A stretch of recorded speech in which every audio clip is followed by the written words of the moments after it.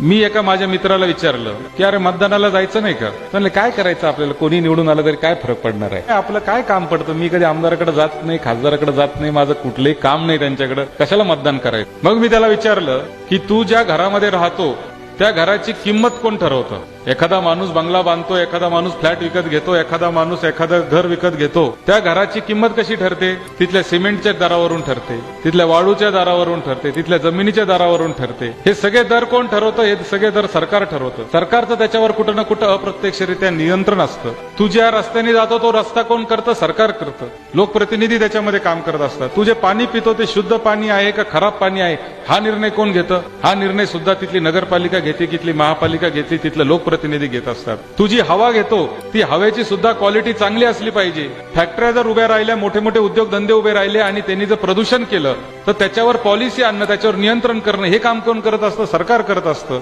आणि मग सगळं जर तू जे खातो ते सरकारच्या हातात आहे, जी हवा घेतो ते सरकारच्या हातात आहे, ज्या घरात राहतो ते सरकार ठरवणार आहे, तर मग सरकार कोणाचं असलं पाहिजे हे देखील तुला ठरवण्याचा अधिकार आहे. आणि माझा त्या राजकारणाशी संबंध नाही, मी तिथं जाणार नाही, मी मतदान करणार नाही, ही जी भूमिका खऱ्या अर्थाने मोठ्या प्रमाणावर लोक घेतात आणि मतदानाच्या दिवशीवर सुट्टीवर जातात, मला त्यांची कीव वाटते की ज्यांच्यासाठी हे सगळं लोकशाही उभी राहिली ते लोक जर त्याच्या बाबतीमध्ये जर गंभीर नसतील तर मला असं वाटतं की या देशाला कुणी वाचू शकत नाही.